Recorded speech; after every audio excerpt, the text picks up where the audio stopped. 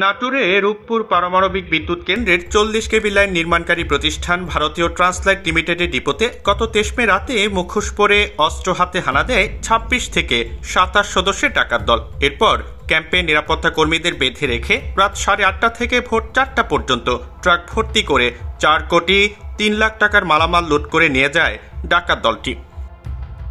এই ঘটনায় প্রতিষ্ঠানটির প্রকল্প ব্যবস্থাপক ভারতের নাগরিক সুফল ঘোষ বাদী হয়ে বুধবার রাতে নাটোরে একটি ডাকাতির মামলা দায়ের করেন।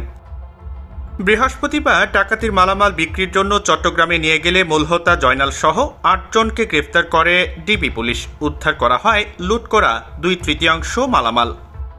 সেটা আমাদের ডিবি কাজ করতে গিয়ে আমরা যে ডিপো থেকে যে 4.5 কোটি টাকার মাল তারা 27 জনকে বেঁধে তারা নিয়ে গিয়েছিল, সে মালামাল আমরা আমাদের ডিবির ওয়ারি টিম তারা চিটাগাং বা আশপাশ এলাকা তারা অভিযান পরিচালনা করে আমরা ডাকাত দলের অনেক সদস্যকে আমরা গ্রেপ্তার করেছি এবং তাদের স্বীকারোক্তিমূলক আমরা যে 4.5 কোটি টাকার মাল তারা লুট করেছিল, ডাকাতি করেছিল, পুরা মালটা আমরা উদ্ধার করেছি। এই মালটা উদ্ধার করার পরে আমাদের যে মূল ডাকাত টিম লিডার ছিল তার নাম ছিল জয়নাল।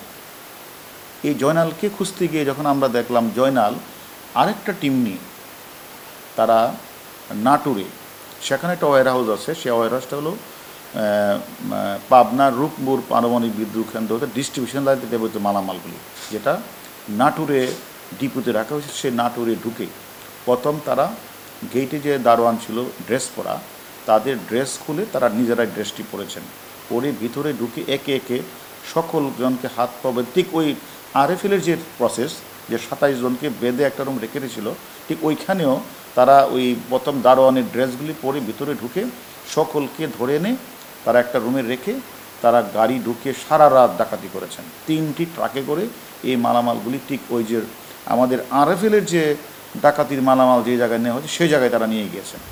এ সময় ডিবি প্রধান জানান যে চক্রটি গত 22 এপ্রিল রাজধানীর ডেমরায় প্রাণ আরএফএল গ্রুপের ওয়্যার হাউসে ডাকাতির সঙ্গেও জড়িত ছিল। যেভাবে আরএফএলের 4.5 কোটি টাকা মাল নিয়ে গেল যে প্রসেসে যে মডার্স অপারেন্ডিতে, ঠিক তারা ওইখানেও ওই নাটোরের যে ডিপুতে যেটা পারমাণবিক বিদ্যুৎ কেন্দ্রের মালামাল সেটাও তারা একই মডার্স অপারেন্ডি ডাকাতি করেছেন। আমরা রিমান্ডে আনার পরে তাদের সাথে আরও কারা জড়িত, তারা কতদিন যাবত এই ডাকাতিটি এরকমভাবে করছেন এবং তাদের সাথে তারা আরও কোথাও কোনো এরকম ডাকাতি করেছেন কিনা সব কিছু আমরা তদন্তে এনে তারপরে আমরা বিষয়টা খতিয়ে দিই। মূল হোতা জয়নালের বিরুদ্ধে দেশের বিভিন্ন থানায় একাধিক মামলা রয়েছে বলেও জানিয়েছে ডিবি পুলিশ।